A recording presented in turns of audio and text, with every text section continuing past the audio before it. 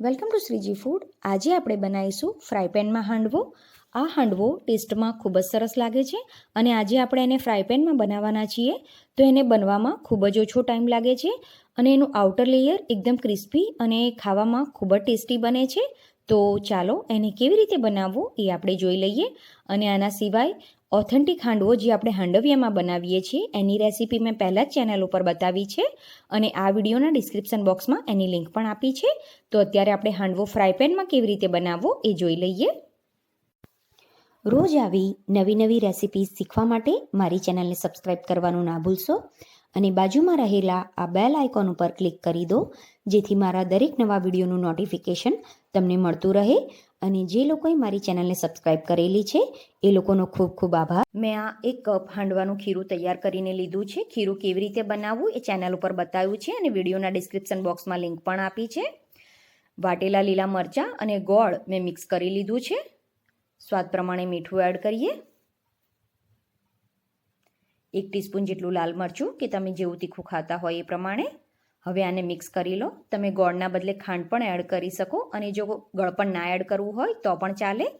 2 tablespoon જેટલું પાણી add કરીને આને મિક્સ કરી લો.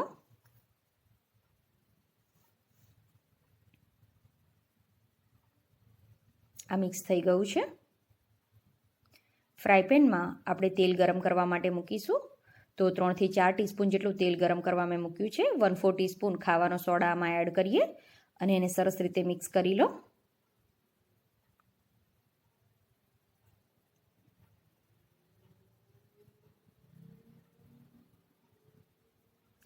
સોડા એડ કર્યા પછી આ રીતની એની થિકનેસ રહે છે.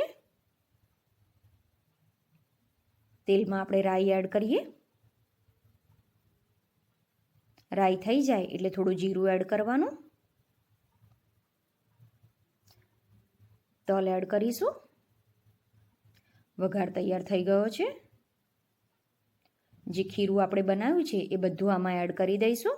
તમારે મીડિયમ સાઇઝના 2 ફ્રાય પેનમાં હાંડવા બનાવવા હોય તો પણ તમે બનાવી શકો. અત્યારે હું એક મોટી સાઇઝનો જ બનાવી લઉં છું. ચમચાની મદદથી એને સરસ રીતે સ્પ્રેડ કરી દો. હવે સ્લો ટુ મીડિયમ ગેસ ઉપર અને ઢાંકીને ચડવા દેવાનો છે. 4 થી 5 મિનિટ પછી તમે જોઈ શકો છો કે આની કિનારી બ્રાઉન થવા લાગી છે. મતલબ એક સાઈડ શેકાઈ ગયો છે. બીજી સાઈડ એને તલ લગાવી દઈએ.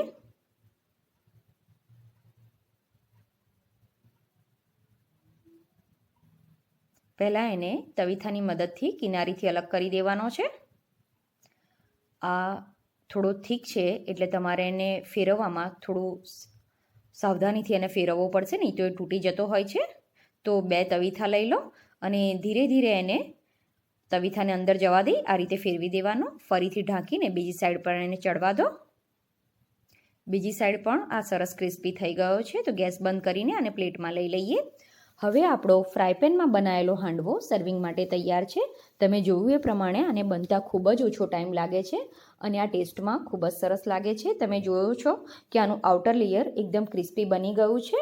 તો તમે પણ આ રીતે એકવાર બનાવીને જરૂર ટ્રાય કરજો. તમારા ઘરમાં પણ આ હાંડવો બધાને ચોક્કસ પસંદ આવશે. આઈ હોપ તમને મારી આજની રેસીપી પસંદ આવી હશે.